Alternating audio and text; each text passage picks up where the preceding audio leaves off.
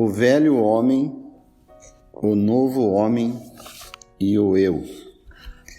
Se, como a Escritura ensina, nosso velho homem está morto e crucificado com Cristo, o que é isto em mim que necessita purificação e limpeza? O velho homem está morto e o novo homem não pode pecar, e assim não precisa melhorar. O que permanece então? Esta foi a pergunta de um sincero cristão recentemente, e apesar de aparentemente não ser uma pergunta muito inteligente, ainda assim é uma questão que existe em muitas mentes. Sem dúvida, existe muita confusão de pensamento entre cristãos quanto à diferença entre o velho homem e o novo homem. Existe uma tendência para deixar de lado o eu. Assim, ao dividir o eu em um velho homem, o qual é para ser reconhecido morto, e um novo homem, o qual é a criação de Deus em Cristo, completo e perfeito, é que o eu individual é perdido de vista.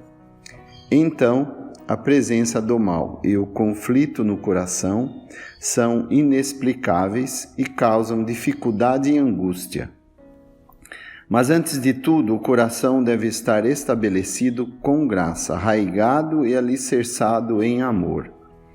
Uma alma realmente feliz no amor de Deus jamais estará muito perturbada com essas questões, mesmo que muitas delas não estejam aptas para explicar a força dos termos da Escritura.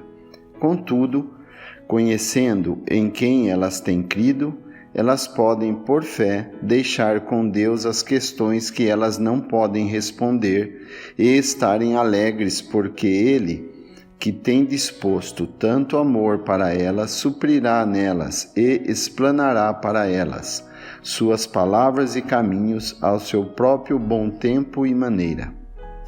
Ainda algumas almas estão turbadas, outras perplexas e algumas estão mesmo que com sinceridade de coração interpretando e usando mal certas expressões da Escritura. O crente é visto na Palavra de Deus em um tríplice aspecto.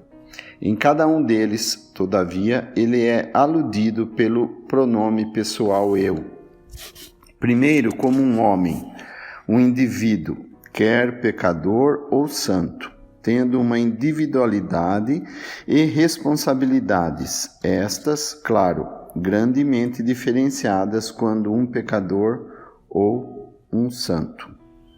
Em segundo lugar, como um pecador cujas responsabilidades foram assumidas por e imputadas a Cristo sobre a cruz, e cuja punição dos próprios pecados e a condenação do próprio eu foram apagadas na pessoa do Senhor Jesus, o substituto do pecador.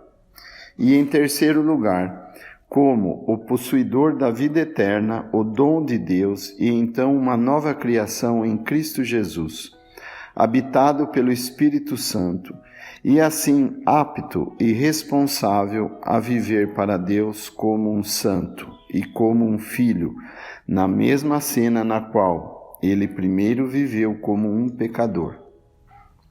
O homem, quer pecador ou santo, é um ser individual, tendo uma identidade própria. Cada homem e mulher vive, respira, come, bebe, ama, odeia, peca e atua por si mesmo e por si mesma, e por ninguém mais. Cada um, então, tem o seu ou sua separada individualidade, a qual não pode ser transferida para ou compartilhada por outro, como está escrito: cada um dará conta de si mesmo a Deus. Este, então, é o estado do homem, e assim cada homem se apresenta diante de Deus. Quando a alma do homem é trazida à presença de Deus, esta individualidade e responsabilidade, atando-se a ela, são sentidas. Desde a queda de Adão, é sempre a mesma história. e eu estava envergonhado. Foi a primeira expressão do primeiro pecador. E em cada novo caso de uma alma trazida para a luz de Deus, haverá a mesma expressão, ainda que variando em termos, dessa consciência de individualidade, de responsabilidade e de fracasso. A individualidade do homem parece ser tão óbvia que desnecessário seria dispensar mais tempo para prová-la. Porém, ela é importante quando considerada em conexão com a posição e o estado do cristão perante Deus. Ela é constantemente reconhecida na Escritura, quer como pessoa ou pessoas. Assim, eu, me e mim, ou nós, são palavras repetidamente usadas para descrever tanto pecador como santo, tanto para o que o cristão era e é e será. Por exemplo, nós antes filhos da ira como os demais. Eis agora nós somos filhos de Deus. E nós seremos como Ele, porque nós o veremos como Ele é. Aqui está o passado, presente e futuro dos cristãos como indivíduos. Antes pecadores, agora santos e filhos, e serão herdeiros da glória eterna. Há grande verdade e conforto para o coração do crente neste reconhecimento de uma identidade que nunca pode ser perdida e estar confiante que nossa transferência para a cena de glória como espiritual e corporal capacidade para entrar e desfrutar dela, ainda que isto envolva inexplicável mudança na condição e circunstâncias, não envolverá uma mudança de personalidade, que o eu, que primeiro era do mundo, um pecador, que foi trazido para conhecer e provar a graça de Deus e amor de Cristo e prová-los na senda do santo e do servo através do mundo, ainda viverá acima na glória, com a completa recordação e experiência do passado, para realçar a percepção daquele glorioso e eternal presente. Assim, a esperança do santo não é ser transformado em um anjo ou algum outro ser, mas estar em Cristo, um homem na glória de Deus pela eternidade.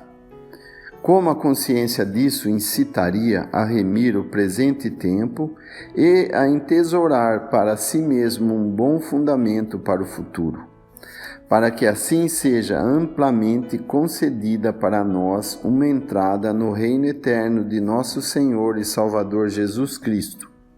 Realmente, este é um solene pensamento, que eu vivo para sempre, que minha individualidade, a qual começou com meu nascimento, prossegue para a eternidade de Deus. Mas então, pode ser perguntado, quem é o velho homem? Quem é o eu que foi crucificado com Cristo? A expressão velho homem ocorre apenas 3 vezes na Escritura.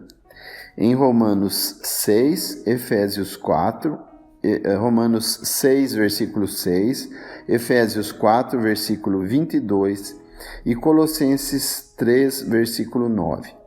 Então, sabendo isto, que o nosso homem velho foi com ele crucificado, para que o corpo do pecado seja desfeito, para que não sirvamos ao pecado, porque aquele que está morto está justificado ou libertado do pecado. Novamente, que, quanto ao trato passado, vos despojeis do velho homem que se corrompe pelas concupiscências do engano, e, outra vez, não mintais uns aos outros, pois que já vos despistes do velho homem com os seus feitos. Em cada um desses casos, o velho homem é somente mencionado no passado, como já tendo sido crucificado, que está julgado no julgamento de Cristo ou despojado, ele é posto de lado pelo cristão, tanto pela fé como na prática. O velho homem, então, expressa o crente em seu estado passado, como um pecador responsável, em cujo estado foi encontrado e julgado na morte de Cristo sobre a cruz. Isto sou, de fato, eu em meu estado e responsabilidade como um pecador, por quem Cristo morreu, e tal estado e responsabilidade o bendito Senhor assumiu e foi condenado à morte. Isto é, todavia, do passado e não do presente. E ele é o velho homem, porque ele é do passado, e o estado e responsabilidade ligados a ele têm nos conselhos de Deus passado, como está escrito: as coisas velhas já passaram, eis que todas as coisas são feitas novas, e todas as coisas são de Deus. Isto não é em mim a pessoa, em minha individualidade, porque nesse sentido eu não morri, mas é aquele estado e caráter de responsabilidade que foi encontrado e solucionado pela morte e cruz de Cristo. É uma figura do orador. Se nós podemos dizer assim, expressando que Cristo tinha totalmente alcançado libertação para mim por sua morte, que eu posso identificar-me a mim mesmo por fé com ele sobre a cruz e ver em sua morte a minha própria morte como um pecador responsável perante Deus. Em um mesmo sentido, isso pode ser dito: eu estou crucificado com Cristo.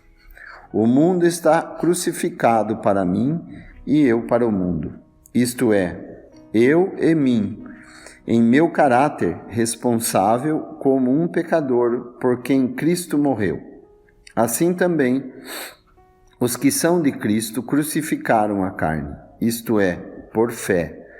Eles veem e reconhecem a execução do julgamento e sentença de Deus sobre eles, como homens na carne, na cruz de Cristo. Mas é por fé e não de fato que o crente morreu. Na verdade, é Cristo quem morreu sob juízo, e não o crente. E o crente, eu, vive no mesmo trabalho, no mesmo corpo, na mesma cena e geralmente nas mesmas circunstâncias exteriores, em tudo aquilo que ele estava como um pecador. Ainda por fé, ele pode olhar para trás, para a cruz e dizer: nosso velho homem foi crucificado com ele. Isto não somente dá descanso ao coração, mas um senso verdadeiro de poder contra o pecado e o temor da morte. Não é que eu estou fora de cena do pecado e do conflito, mas que, por fé, eu tenho aprendido nesta cena o valor perante Deus da morte de Cristo por mim como um pecador. E então experimento não somente paz com Deus, mas o poder moral e vitória que a identificação de mim mesmo como um pecador responsável com ele na morte pode somente dar à alma. Todavia, quando o pecado é introduzido, as perguntas e respostas são: como nós que estamos mortos para o pecado, vivemos ainda nele? Porque o eu, o pecador que pecou, eu posso considerar morto. Se o temor da morte como a paga do pecado for pressionado sobre a alma, e o coração pergunta: quem me livrará?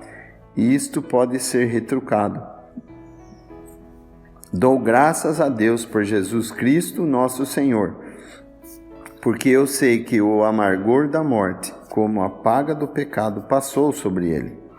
Novamente, nós repetimos: não é que no presente não haja nenhum sofrimento, nenhum conflito, nenhum pecado, nem morte, mas que pela fé na morte de Cristo, o crente está moralmente acima de todas essas coisas e pode com alegria voltar-se para o grande fato que nosso velho homem foi crucificado com ele.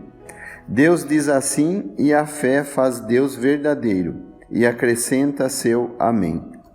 Todavia, apesar do termo velho homem, então expressar a apreciação da fé na maneira como Deus tratou conosco em nosso estado e responsabilidade como pecadores, a expressão novo homem mostra o que nós temos recebido como recém-criados em Cristo.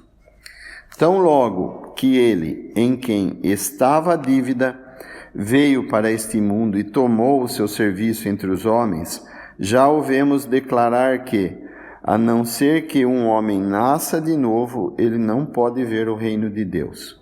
Foi da vontade do Pai que o enviou, que cada um que visse o Filho e nele cresce, tivesse vida eterna e ressuscitasse no último dia.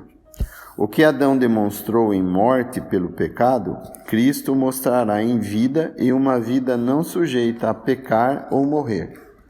A vida do homem, tendo sido arruinada pelo pecado, ele necessita uma nova criação, uma vida eterna não sujeita à queda, se ele é para ver e entrar no reino de Deus. Apesar de Cristo, por sua morte, ter libertado o homem, que crê no seu estado como um pecador responsável perante Deus, e sua consequência em morte e julgamento, e como identificado com Cristo, ele foi libertado do pecado e morreu em seu completo sentido. Ainda assim, o homem necessita uma nova criação, ser nascido de novo, para que ele possa ser adequado para habitar na e desfrutar da glória de Deus. Todo aquele que cresce no Filho de Deus teria vida eterna. Esse é o dom de Deus para o pecador que crê. Este é o testemunho que Deus nos tinha dado, a vida eterna, e essa vida está em seu Filho. Assim que isto está escrito: se alguém está em Cristo, ele é nova criação.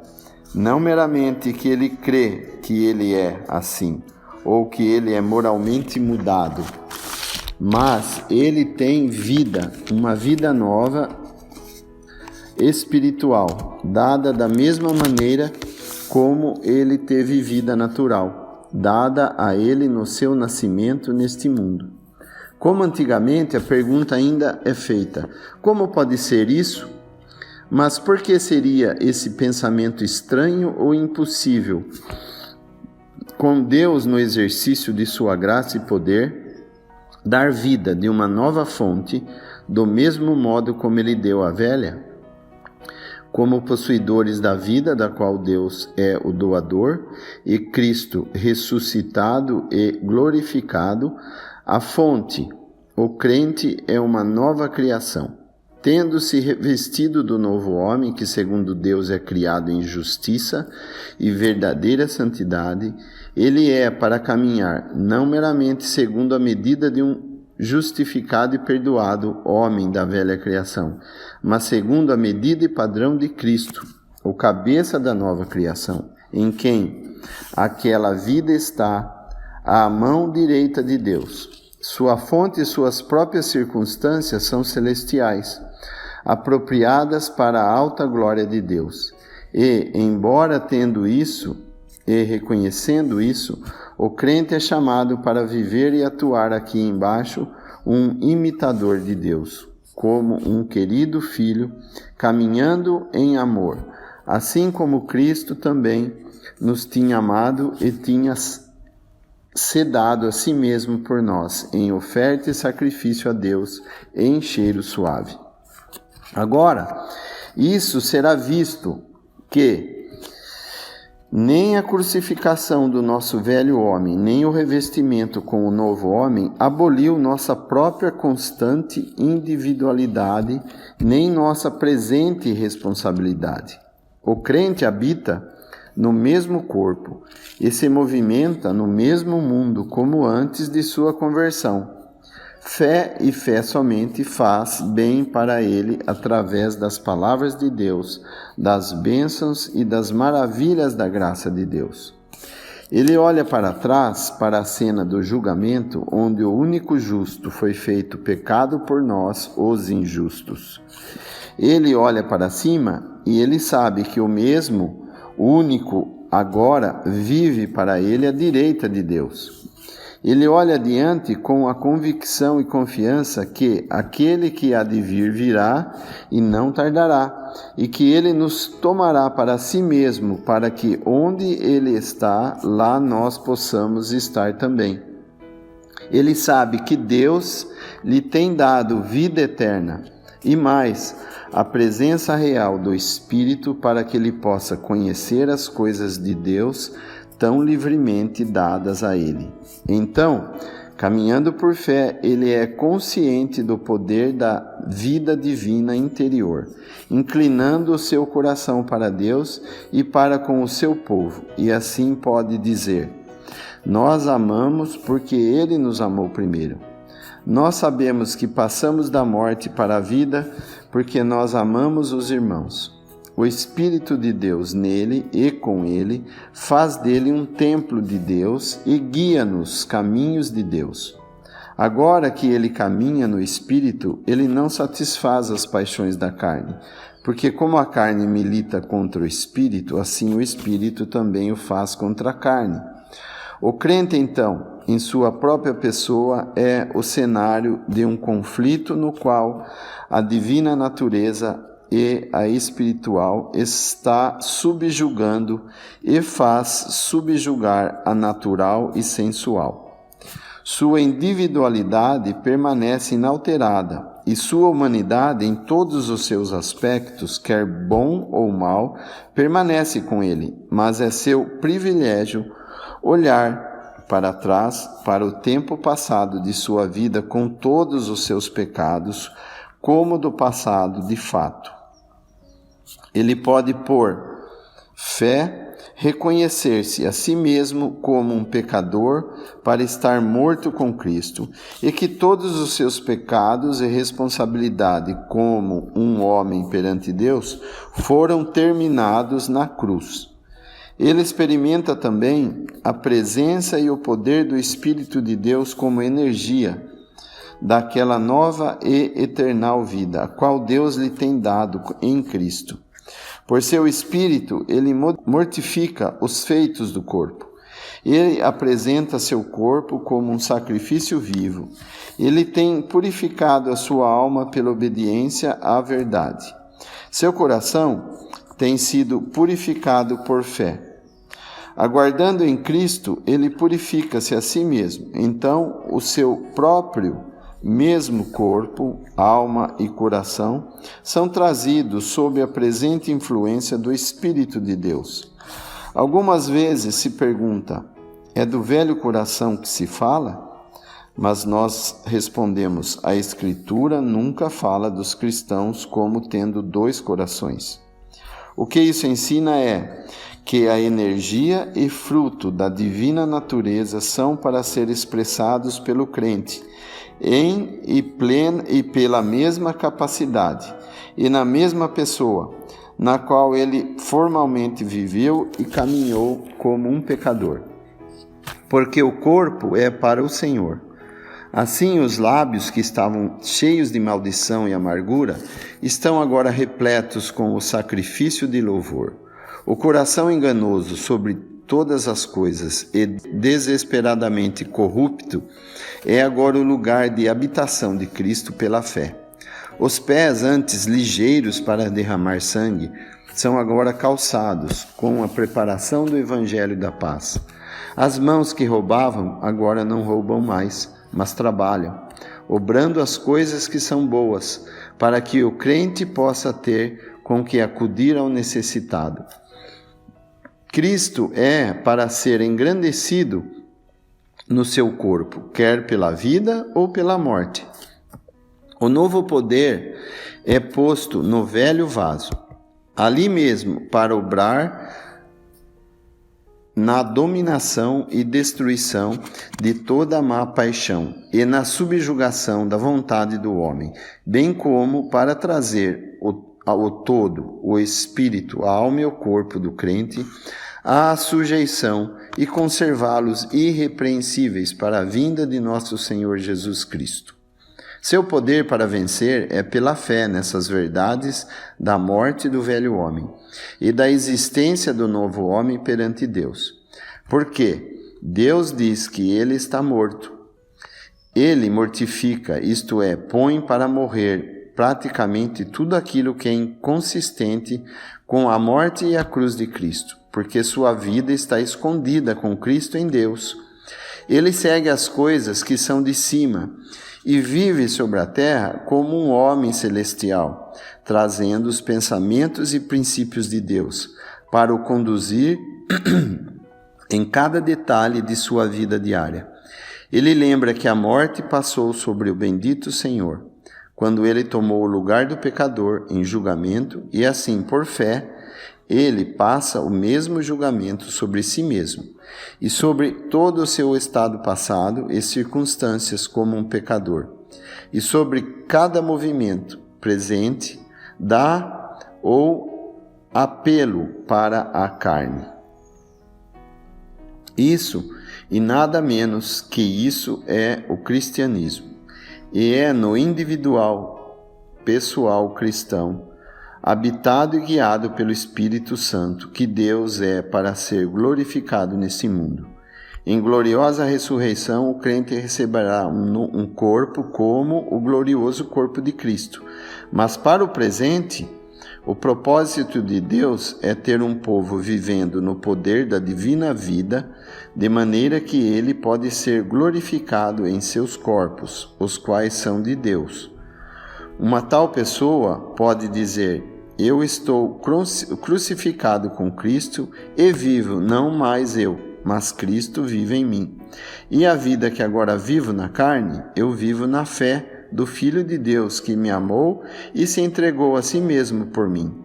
Aqui estão os três eus. Eu, o velho homem crucificado com Cristo, eu, o novo homem, Cristo que vive em mim, e eu, o individual que vive na carne, mas vive pela fé no Filho de Deus que me amou e se entregou por mim. Note, ele me amou, não o velho homem, nem o novo homem, mas eu, o individual. Antes um pecador, mas agora por seu amor constrangido para viver não para mim mesmo, mas para aquele que morreu por mim e ressuscitou novamente. Há duas verdades conectadas ao novo homem que devem ser distinguidas. Primeiramente, o fato que o crente tem vida eterna em Cristo, o dom de Deus, e em segundo lugar, o efeito moral dessa verdade sobre a sua existência no mundo. Assim, primeiro, Deus nos tem dado vida eterna e essa vida está em seu Filho. E então, a próxima, como diz Paulo, para mim, viver é Cristo. Ele viveu não sua própria vida egoísta aqui na terra, mas era para outro, ou seja, para Cristo, que estava ressuscitado dos mortos. Assim também João diz: o que diz que está nele, neste mesmo deve andar como ele andou. Finalmente, então, o individual cristão é assim responsável e tem poder para reconhecer-se a si mesmo morto de fato para o pecado e vivo para Deus, como em Adão ele morreu. Assim, em Cristo ele foi vivificado. Ainda é ele mesmo que para a fé está morto, e ele mesmo que, pela graça, está vivo para Deus.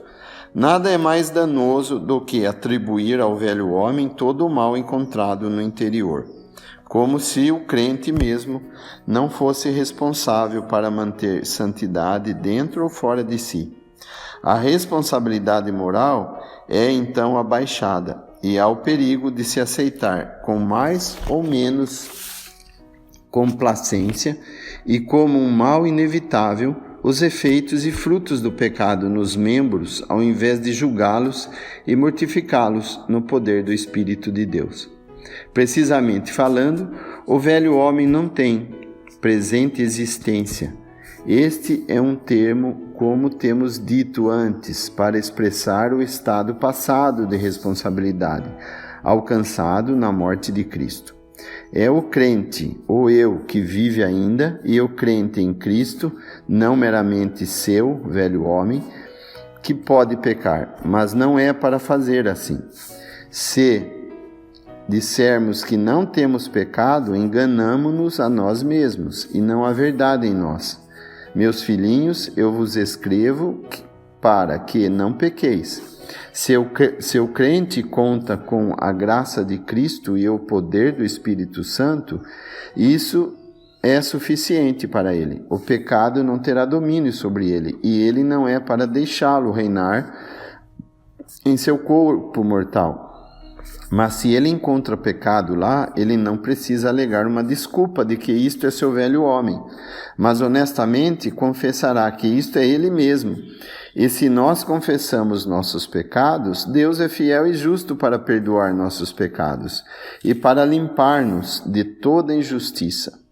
Mas, como temos dito antes, ele pode, como recurso e motivo contra sua admissão por fé, tornar atrás para esse bendito fato que o nosso velho homem foi crucificado com ele, para que o corpo do pecado seja destruído, para que todavia não sirvamos mais o pecado.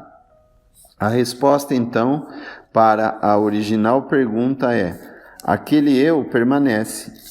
Eu que uma vez identificado com Adão, estava sob o pecado e sob juramento, agora estou identificado com Cristo e pela sua morte e ressurreição libertado do estado e responsabilidade passados e trazido para um novo estado, para o qual nem pecado, nem morte, nem julgamento pertencem.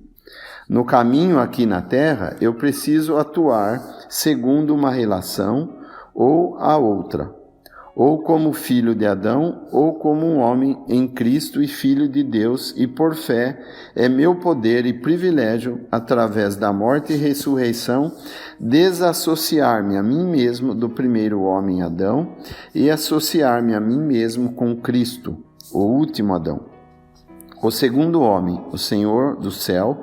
Então, eu, o individual, o crente em Cristo, redimido, justificado, avivado e esperando pela glória de Cristo, sou deixado nos propósitos de Deus aqui sobre a terra, um ser então responsável por um pouco de tempo para proclamar os louvores daquele que me chamou das trevas para a sua maravilhosa luz e para viver no mundo toda a verdade revelada pelo Espírito na palavra e provar sua suficiência, não somente para a glória vindoura, mas para a vitória nesse e sobre este presente século mau. HCGB